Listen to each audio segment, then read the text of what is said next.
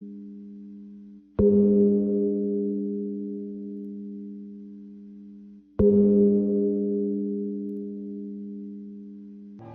chuông đồng.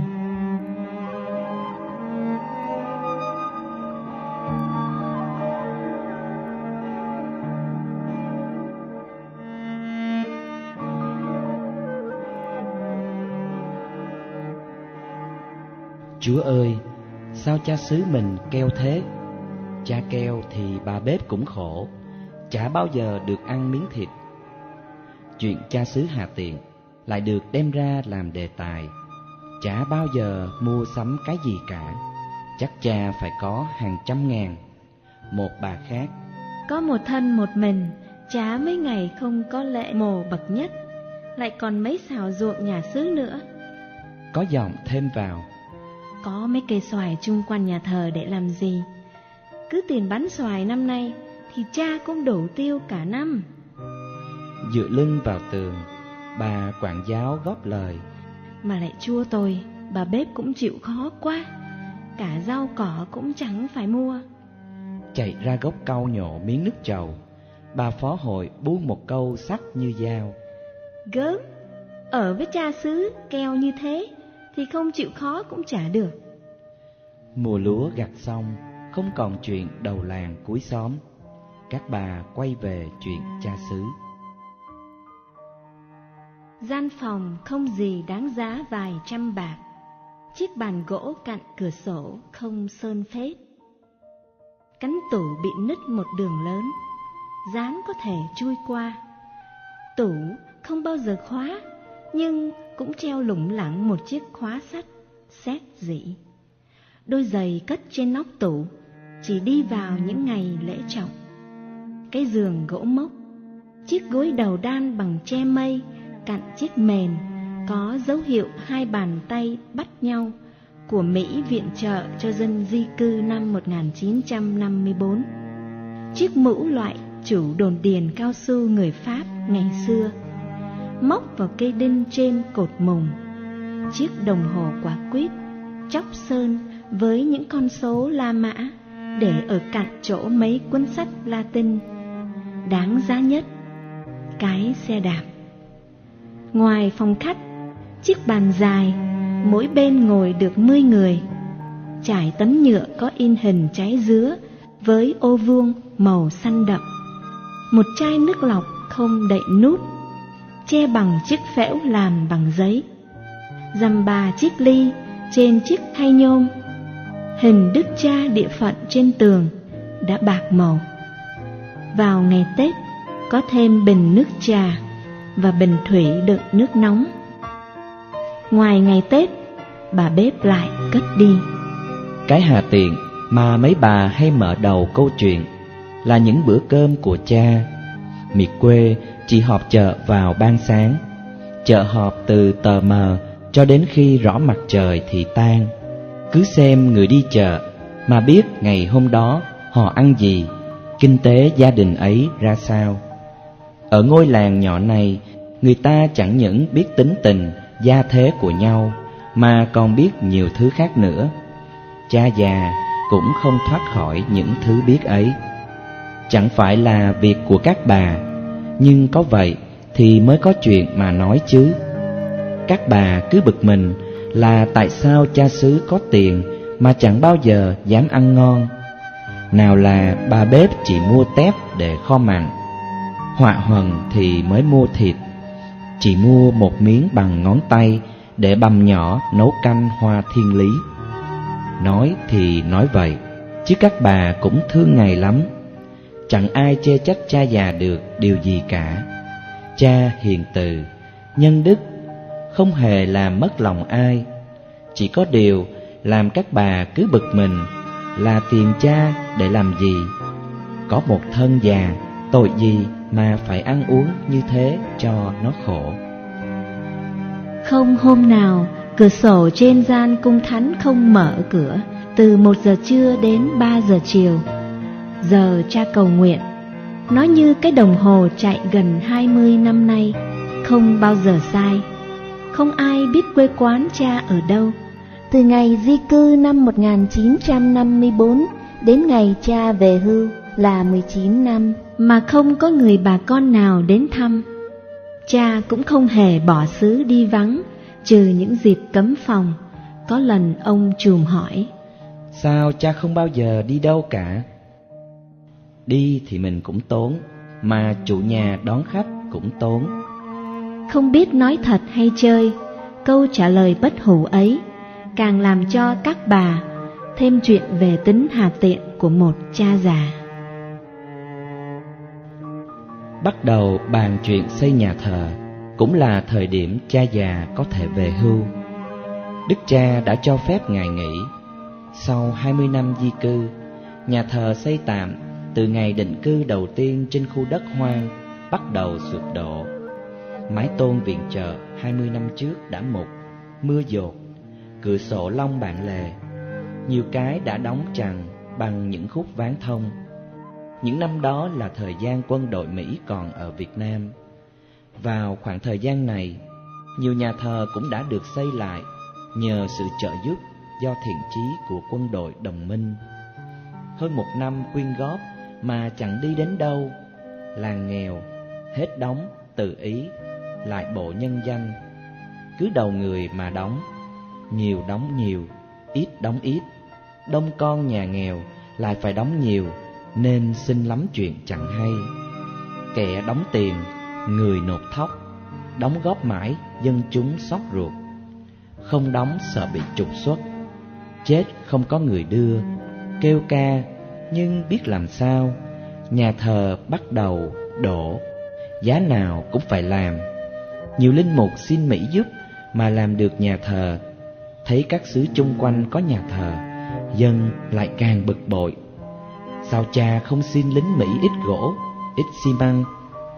Đối với cha già, hình như quân đội đồng minh không hề có mặt ở đây. Nhà thờ của các con thì các con phải xây lấy.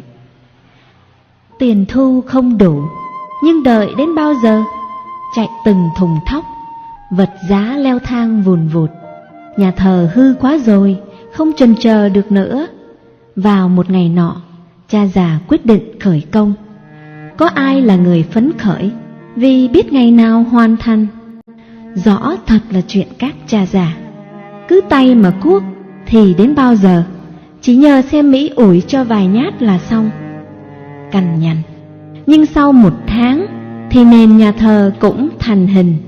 Hàng trăm nhát cuốc góp lại, kiến tha lâu, có ngày đầy tổ.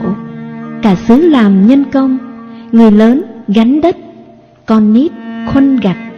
Tường bắt đầu xây, có lòng góp sức, nhưng vật liệu rồi cũng cạn. Ôi, lực bất tòng tâm, nhà thờ dang dở, hy vọng mong manh và niềm vui thành cằn nhằn. Thế rồi bất chợt một ngày có tiếng loan tin: Các bà ơi, Mỹ nó giúp xứ mình rồi. Buông miếng trầu trên tay. Chuyện gì thế? Vừa phe phẩy cái nón vừa hối hả. Ra mà xem, xe chở bao nhiêu tôn đến. Ngẩng đầu lên, một bà: Đã bảo mà, cứ nhờ Mỹ ngay từ đầu thì có phải xong nhà thờ rồi không? Cha già thật lẩm cẩm. Nó cho thì cứ xin, chứ làm gì mà phải tự ái. Những buổi chiều nhàn rỗi, đề tài lính Mỹ cũng thường được chiếu cố tận tình. Chỗ nào có Mỹ thì con gái hư hỏng, chỗ nào có Mỹ thì có xì ke. Mỹ ở đâu thì tội ở đó. Nhưng từ ngày có những chuyến xe tiếp tế đến thì cái nhìn của các bà về lính Mỹ bớt hằn học.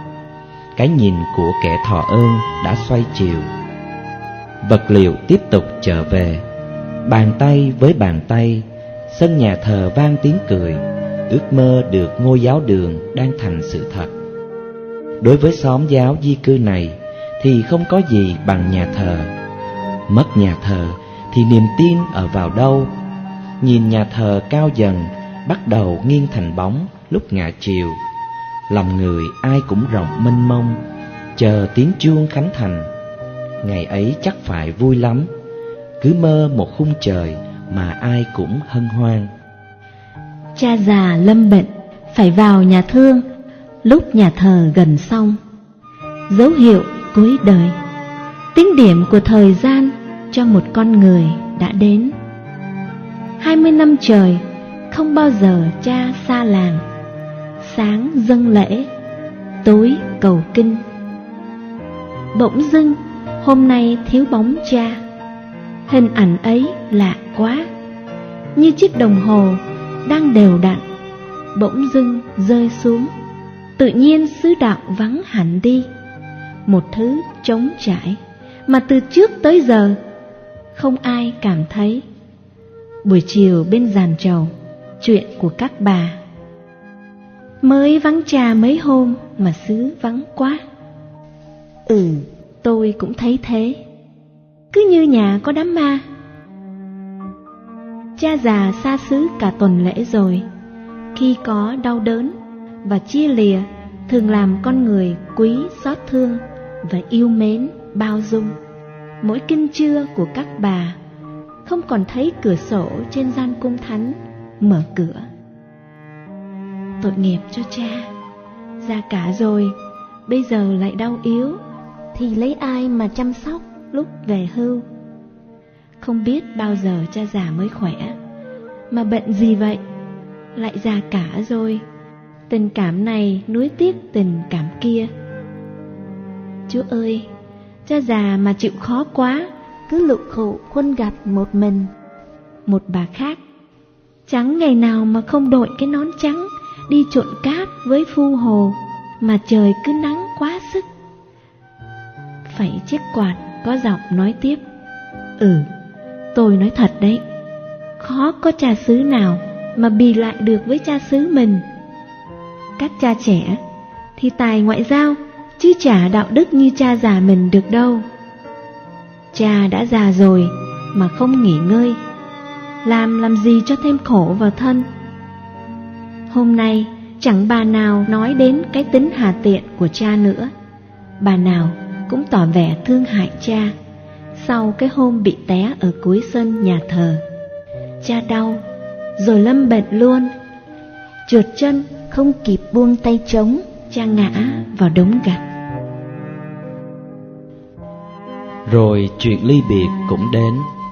Đời như dòng nước, cũng phải buông bờ mà xuôi về biển. Tình cảm nào, yêu thương hay ghét bỏ, thì cũng có ngày tan theo hạt nắng, để mỗi linh hồn bay theo gió ngàn về bến bờ riêng của mỗi người.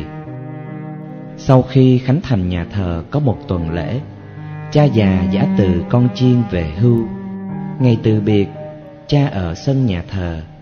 Xứ đạo u buồn lắm, rưng rưng lệ, thương một người cha già đã gần 20 năm chung sống. Cha ra đi như một cái tang, như một tàu cau sau những ngày che chở cho buồn cau kết trái. Bây giờ nó xơ xác rụng xuống về với đất bụi.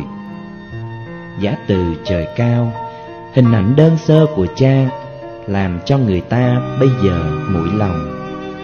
Đồ đạc của cha có chiếc vali, mấy thùng giấy đựng đồ, chiếc xe đạp buộc trên nóc xe lam. Lòng xe còn rộng, xe chuyển bánh, một cánh lá bay về cuối trời. Im lặng ở một chốn không còn tiếng chuông. Người ta thường không quý những gì mình có, khi mất rồi mới mến thương. 20 năm cha con sống bên nhau, có những gia đình từ đời cha đến đời con, xuống cháu đều do tay cha già ban phép cưới, rửa tội, làm lễ an táng. Cái nghĩa ấy chẳng dễ gì một sớm mà phai nhạt. Ngày cha lên đường bỏ xứ đi, mới là lúc họ thấy mình đã không phụng dưỡng cha già cho đủ. Cái cảm tình của kẻ thấy mình không tròn ân nghĩa làm nhiều người hối hận. Trên sân nhà thờ hôm ấy, nhiều dòng nước mắt đã rơi. Cha đi rồi, giáo xứ vắng lạ lùng, một im lặng bàn bạc mà phủ kín lòng người.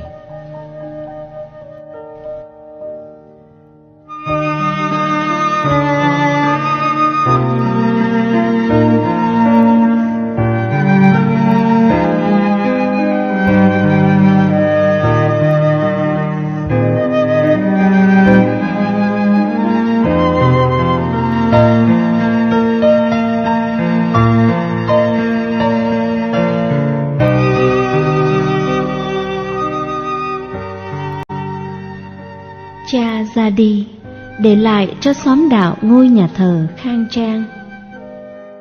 Chuyện xây nhà thờ không đơn giản như tôi viết ở trên.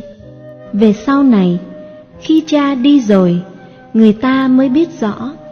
Chuyện là có lần ông trùm tò mò hỏi cha: Bẩm cha, nhà thờ là do công lao của cha, chúng con chẳng biết nói sao để cảm ơn cha. Nói tới đó, ông ngập ngừng. Ông muốn hỏi xem ai là người đã trợ giúp vật liệu, vì mọi người đều biết số tiền quyên góp không thể đủ mua tất cả. Nhưng ông không biết mở đầu làm sao cho gọn. Ông chỉ sợ hỏi cha như thế là tò mò tọc mặt, nên đã mãi mà ông không tìm được câu vào để cho đúng. Sau cùng ông đành ngập ngừng: Bẩm cha, chúng con chỉ đóng góp được có phân nửa, mà nhà thờ thì tới những 4 triệu. Vậy ai giúp mình số tiền lớn đó hả cha? Cha già lắng nghe. Mắt trái của cha vẫn còn bầm tím vì vết thương ngã ở đống gạch chưa lành. Ngài ôn tồn nói một điều rất bình thường: Chẳng có ai giúp mình cả. Các con phải cảm ơn vì sự quan phòng của Chúa. Đây là tiền mà các con biếu cha, tiền các con xin cha làm lễ. 20 năm qua, những ngày sống với các con, cha coi tiền ấy là tiền cha giữ giùm các con. Số tiền cha để dành vừa đủ để bù vào chỗ thiếu mà xây xong nhà thờ. Hôm ấy, ông trùm rớt nước mắt, im lặng. Khi ta im lặng nhìn xuống dòng đời, bấy giờ mới thấy có nhiều thứ xót thương nó thấm vào lòng. Trời ơi, một số tiền lớn như thế, 20 năm cần cù làm việc cho Chúa, 20 năm dâng lễ, gìn giữ đồng tiền cho con chiên của mình, để rồi về già ra đi với chiếc vali bạc màu, mấy thùng giấy đựng đồ và chiếc xe đạp cũ. Những chiếc xe chở vật liệu kia là tiền của cha. Tất cả những bữa ăn khem khổ của cha già là ở đấy. Bằng ấy ngày xây nhà thờ mà có ông Mỹ nào đến chụp hình, quay phim đâu. Sao không ai tính ý mà nhìn ra điều đó? Cha già vĩnh viễn xa mất rồi. Cha ra đi không bao giờ trở lại nữa. Không còn dịp nào để xem bà bếp của cha sáng nay mua mấy con cá khô, mấy lạng đỗ đen. Sao cha không cho chúng con biết bằng ấy năm cha đã chắt chiu từng đồng cho chúng con? Nếu cha không sống cực như thế, thì làm sao chúng con có nhà thờ? Không cách nào chúng con xây được nhà thờ, vì xóm giáo nghèo quá. Có phải cha đã nhìn thấy từ 20 năm xa xưa về trước? Có phải qua những giờ cha quỳ trước mình Thánh Chúa hàng ngày mà Chúa đã mặc khải cho cha hoàn cảnh xóm giáo chúng con 20 năm về sau?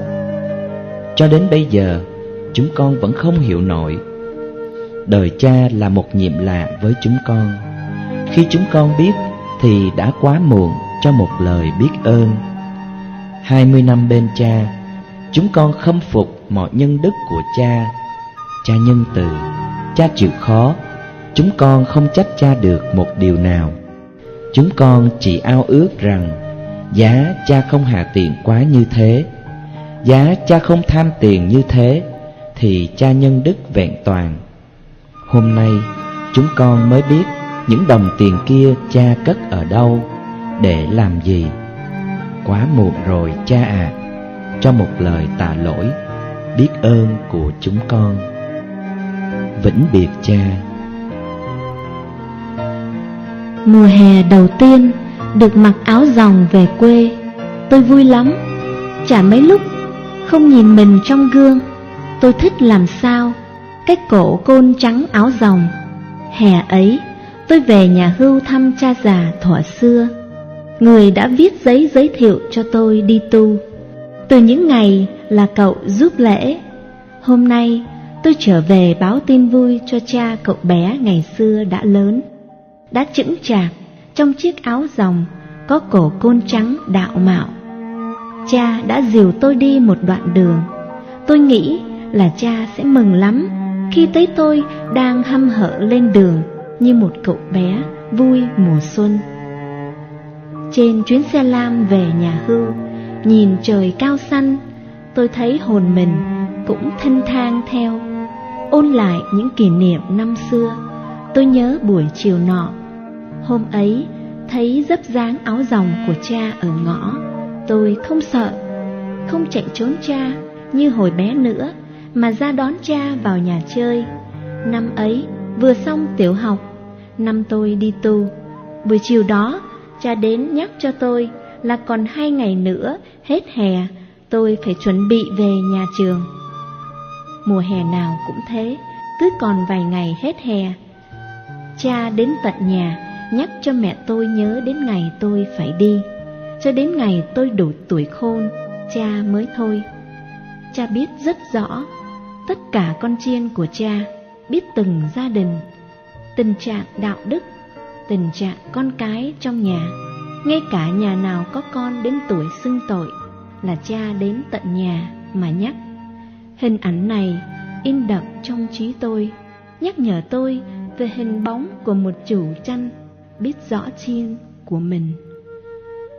Những năm còn bé ấy, chiều thứ 6 đầu tháng nào, chúng tôi cũng phải đi xưng tội. Chính cha đánh trống báo hiệu, mở cửa nhà thờ, kê tòa giải tội. Ban tối cha dạy giáo lý, cha bắt chúng tôi vào Legio Mariae, cũng phải phúc trình công tác hàng tuần, quét nhà mấy lần, vâng lời ba má mấy lần. Cha là linh mục, lo cho con chiên và lo hết mình vì phần rỗi của họ. Về sau này làm linh mục, tôi mới thấy ngồi dạy tội cho con nít là một phiền toái. Nhưng ngày xưa, cha già biết rằng tuổi thơ là trang giấy trắng, cần viết vào đấy những hương nhân đức thật sớm. Cha đã không nhàm chán dạy tội cho chúng tôi. Cha tập cho chúng tôi ngay còn bé đã biết quý trọng bí tích rồi. Kỷ niệm này ảnh hưởng rất nhiều đến đời sống linh mục của tôi sau này với tòa dạy tội. Khu nhà hưu thật vắng lặng, hàng cây khuynh diệp cao ngất giữa trời nắng hanh mùa hạ. Tiếng ve rỉ rả gợi sầu, nó chẳng phá được cái vắng lặng, mà càng làm cho nỗi vắng có vẻ mênh mông. Lá khuynh diệp rơi đầy lối vào, không ai quét cả. Mấy chú gà con chạy xào xạc bên bụi tre vàng ươm. Khu nhà giống như một tu viện cổ kính, không có ai ra vào. Tôi hỏi cụ già đang rẫy cỏ trên mấy vòng khoai. Cụ bảo cha đang đọc kinh ở nhà nguyện. Tôi ngồi ở hành lang đợi hơn 1 tiếng. Cha già chậm rãi đi ra. Cha bước từng bước chậm, khuờ khoạng với chiếc gậy gỗ. Cả hai mắt của cha đã bị lòa. Tôi đến gần trước mặt và cha cũng chẳng nhìn thấy. Nghe tiếng tôi chào, cha nhận ra tiếng ngay. Khuôn mặt cha mừng vui rạng rỡ. Cha giơ tay tìm tôi. Có phải con đấy không? Dạ, con đây ạ. Cha giơ tay tìm rồi nắm vai tôi.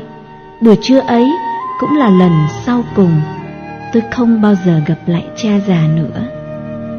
Lời cha nói trước khi chia tay cũng là lời trăn trối sau cùng. Tay run run, khuôn mặt tỏ rõ nỗi vui khi biết tôi đã đi được một quãng đường trên lý tưởng đời tu. Cha già rồi, cha chẳng làm gì được cho Chúa nữa. Cha gợi lại giáo hội trong tay con, trong tay các thầy trẻ. Từ biệt cha già ra về, dưng lệ. Tôi bùi ngùi thương cảm cảnh già của cha.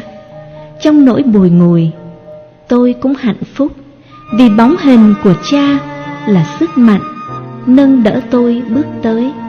Cha bước can trường trong thánh thiện.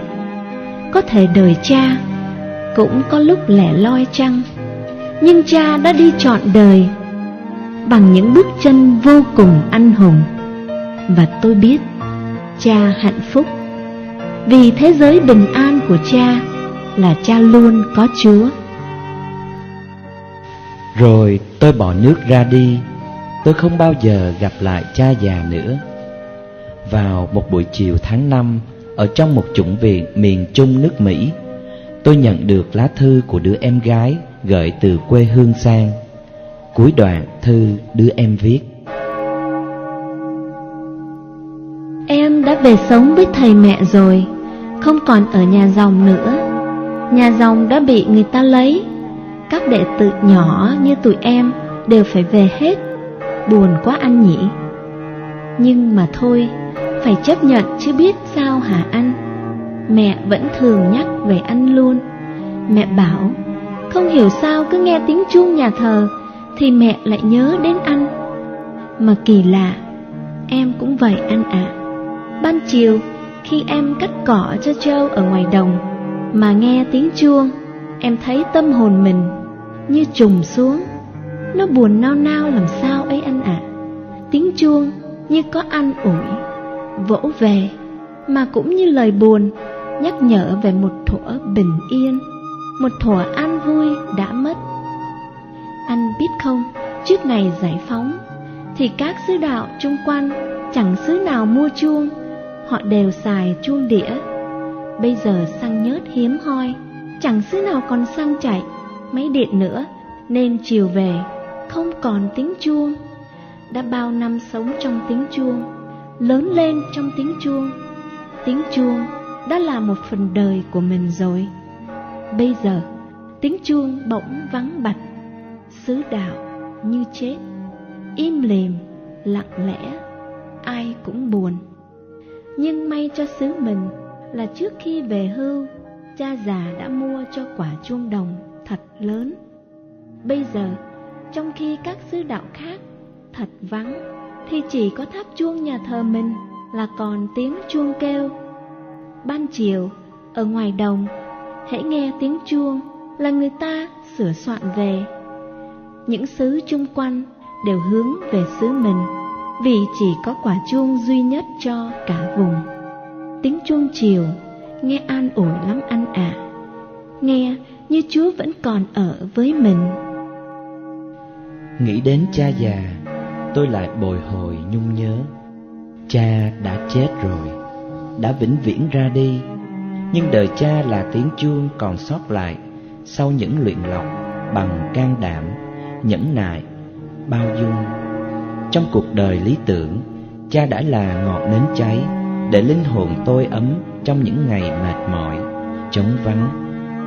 Mỗi lúc muốn xây đắp cho riêng mình, mỗi khi nghĩ đến những công danh mà một người thanh niên có thể với tay vào đời, tôi lại nhớ về cha. Cuộc đời cha lại đốt cháy đi những ý nghĩ nhỏ nhoi trong hồn tôi. Đấy là tiền của các con. Những ngày cha sống với các con, cha đã giữ tiền giùm các con. Đấy là tiền lễ mà các con xin, cha đã tích góp trong 20 năm qua. Các con phải cảm ơn Chúa về sự quan phòng của Ngài. Cha chẳng bao giờ nhìn thấy những chân trời rộng rãi. Cha không du học, không có bằng cấp. Cha chỉ là một linh mục nhà quê. Nhưng vào những ngày gian khổ nhất của đất nước, ở miền quê ấy, chỉ còn tiếng chuông của cha sót lại. Gấp lại tờ thư, tôi đã ngồi nhìn qua cửa sổ. Mây lững lờ trôi. Những ngày còn là chủng sinh, đi nghỉ hè, khi lái xe qua những cánh đồng lúa mì mênh mông miền Kansas, mỗi khi nhìn thấy tháp chuông nhà thờ bên xóm đạo ven đường, tôi lại nhớ đến lời trăn trối của bao nhiêu năm về trước. Cha già rồi, cha chẳng còn làm gì được cho Chúa nữa. Cha trao lại giáo hội trong tay con, trong tay những thầy trẻ. Hồn tôi ấm cúng lạ thường. Tôi vui với con đường tôi đi. Tôi hạnh phúc với ơn gọi tôi chọn. Và tôi đã bước tới những lần nghe tiếng chuông giữa trời rất cao và rất rộng, hồn tôi thật thênh thang. Hôm nay, mỗi khi đi qua đâu, nhìn thấy tháp chuông, tôi lại nhớ về xóm đạo nhỏ ở rất xa. Tôi vẫn nghe tiếng chuông nhẫn nại, an ủi nỗi vất vả của những con chiên miền quê. Mỗi khi nghe tiếng chuông thong thả ngân, tôi lại tin rằng còn rất nhiều những tiếng chuông đẹp như thế trong lòng giáo hội. Tiếng chuông của những linh hồn bên Chúa rất thiết tha.